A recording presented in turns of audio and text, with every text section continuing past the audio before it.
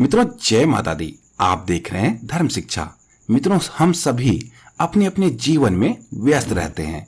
पैसे कमाने और उसे खर्च करने में ही हमारा पूरा जीवन निकल जाता है। हम अपने जीवन में तमाम तरह के सुख भोग करते हैं। क्या आपने कभी सोचा है यह सब किन कारणों से संभव हो पाता है? यह सभी चीजें हो सकती है क्योंकि हमारे पूर्वजों का आशीर्वाद हम पर बना हुआ है। अगर हमारे पूर्वज ना होते तो आज हम भी ना होते। अगर किसी को अपने पूर्वजों से, हर किसी को अपने पूर्वजों से, चाहे वो पिता हों, दादा हों या उनके दादा हों, उन दादा के दादा हों, कुछ न कुछ संपत्ति जरूर मिलती है, जिसे हम पुश्तैनी संपत्ति कहते हैं दैनिक बोलचाल की भाषा में। ऐसे में अपने पूर्वजों को समय समय पर धन्यवाद जरूर देना चाहिए। ऐसे ही धन्यवाद कहने का मौका आपको मिलता है पितृपक्ष में। जिन लोगों को भाग्य का साथ नहीं मिलता, मेहनत करते हैं पर उसका फल नहीं मिल पाता, पूरे जीवन में कष्ट ही कष्ट भरा रहता है, तो ये पितृदोष का कारण हो सकता है। कई लोगों की कुंडली में भी पितृदोष निकलता है, तो उसका निवारण भी जरूरी है।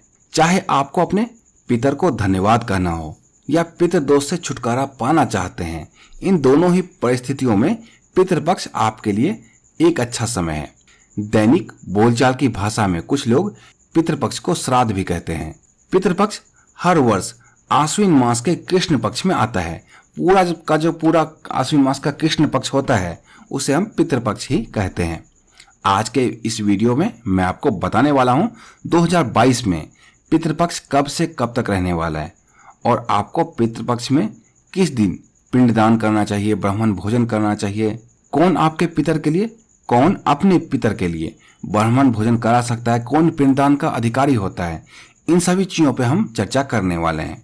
तो संपूर्ण जानकारी के लिए वीडियो में हमारे साथ अंत तक बने रहिए। वीडियो पसंद आए, जानकारी अच्छी लगे तो इसे लाइक करें, कमेंट बॉक्स में जय माता दी लिखें। अगर आपके कुछ प्रश्न हैं इससे संबंधित तो निसंकोच कमेंट बॉक्स में पूछें। जैसा कि आप सभी जानते हैं, हर माह में 2 पक्ष होते हैं, कृष्ण पक्ष और शुक्ल पक्ष।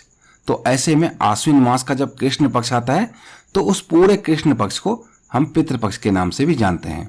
गरुड़ पुराण के अनुसार जब किन्हीं व्यक्ति की मृत्यु होती है और मृत व्यक्ति का श्राद्ध कर्म पूर्ण हो जाता है, तब वह हर साल एक बार पितृपक्ष के समय ही अपने परिवारजनों को देखने आते हैं। तो ऐसे में जब उनका पृथ्वी पर आना होता है तो वो भूखे ना चले जाएं। इसी कारण उनके निमित्त ब्राह्मण भोजन कराया जाता है और पिंडदान किया जाता है।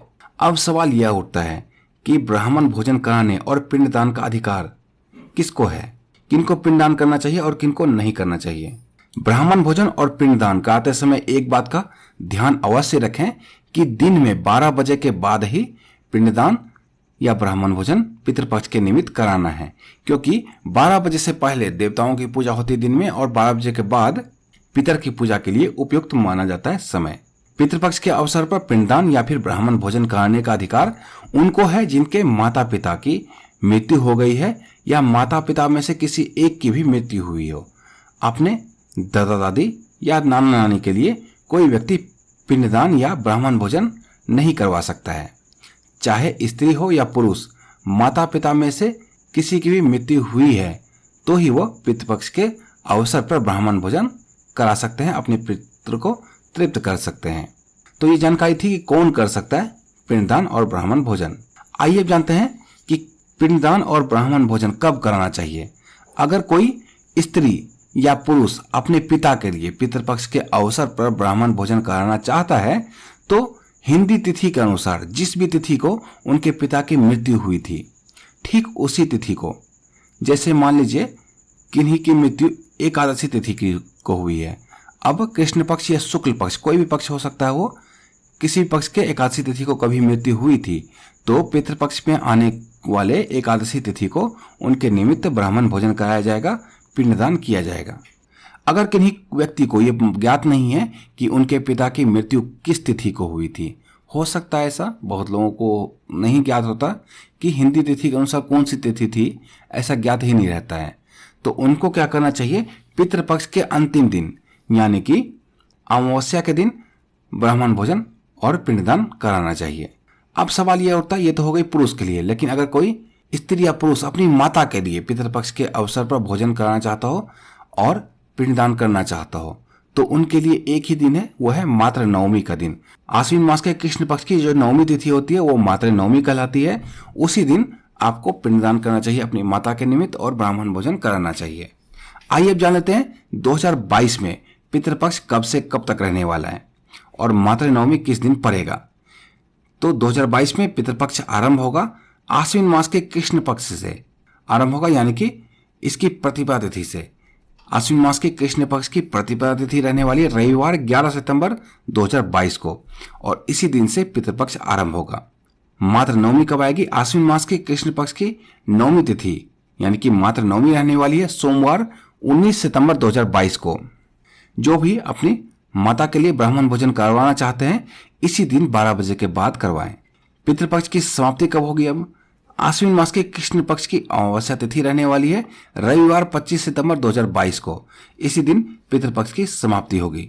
जो भी अपने पिता की मृत्यु की तिथि नहीं जानते हैं उनको इसी दिन 12 बजे के बाद ब्राह्मण भोजन करना चाहिए और पिंडदान करना चाहिए।